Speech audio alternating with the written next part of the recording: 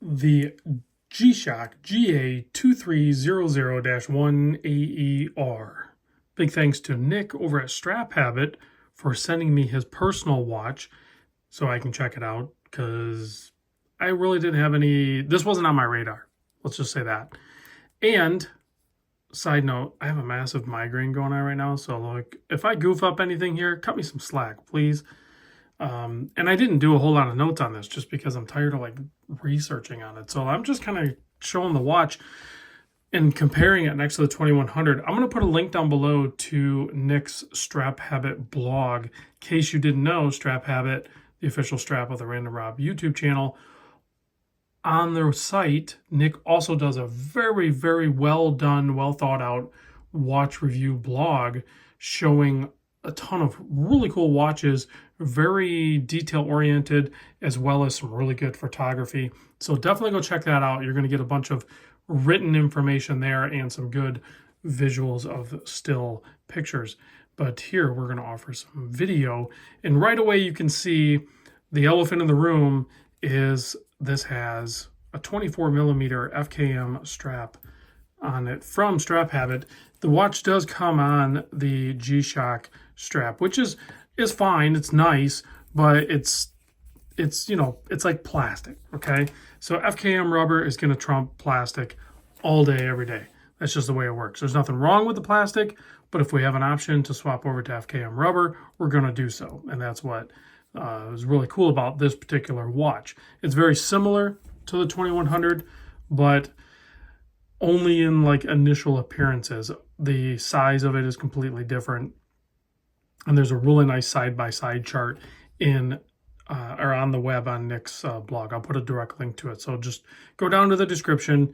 You can stop watching this video because I'm just going to babble on and on about a watch that I know nothing about, as many will say. And just go down there and check out his blog. It's really good. But case width on this thing, I measure 41mm. The lug to lug is 49.2. So these are pretty like normal watch sizes, and to have them on a G-Shock is a little weird, right? Thickness, I measured 11.4mm, and then of course we have that 24mm. I mean, it would be easy to argue that a 22mm option here would have been a better choice, and maybe somebody will make that adapter, because I'm not sure how the case is constructed, because I didn't want to take it apart. It's not my watch. But possibly if this is an independent piece, somebody might manufacture this so it comes out and tapers in more and offers a 22. But because most of us have 22s and 20s, but if you go over to StrapHabit, there's a ton of options in the 24mm as well as like odd size stuff, 19, 18, all that stuff, 21, all that, whatever. So if you have weird lug widths on your watch, check out StrapHabit. Odds are they might have an option for you.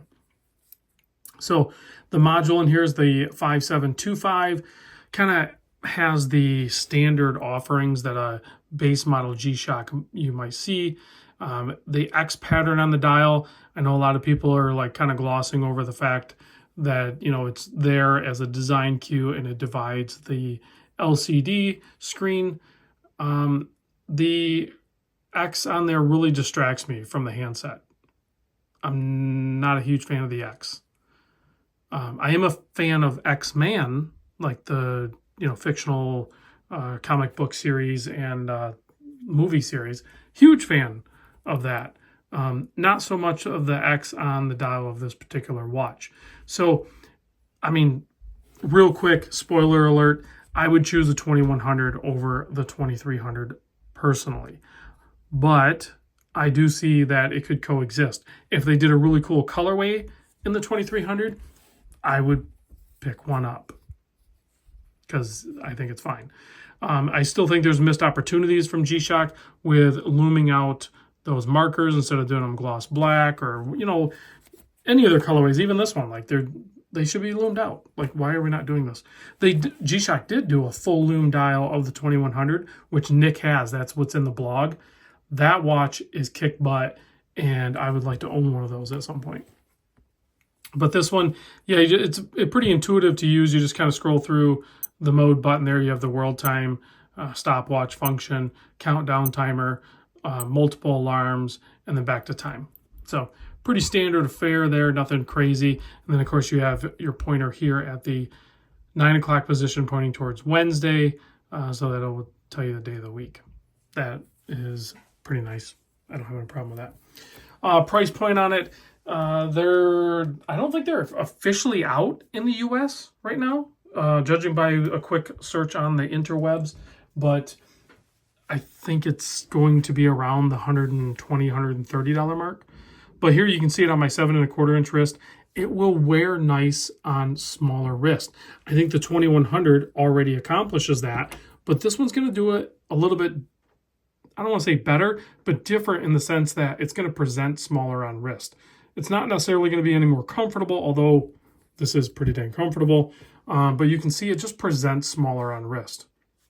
So if you like your G-Shocks and you have a 2100 and you just kind of aren't vibing with it and you think it wears a little bit too large on wrist, the 2300 will probably work for you. Maybe not, but probably. You can see the size difference here. A lot of it is that lug. You can see how it turns down immediately, so you're not really extending that lug to lug. So when I tell you it's 49.2 millimeter lug to lug, that's the actual lug to lug. A lot of times when we measure the lug to lug on the other G-Shocks, we're just measuring the case, but the strap pushes it out even more. So something to keep in mind. Comes in a pretty standard box. Nothing crazy.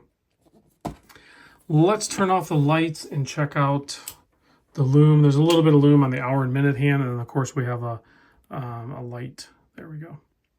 So backlights the LCD and then has a little LED that lights up the dial face, but it's not super helpful. G-Shock, we need loom. Just give us the loom on the plots.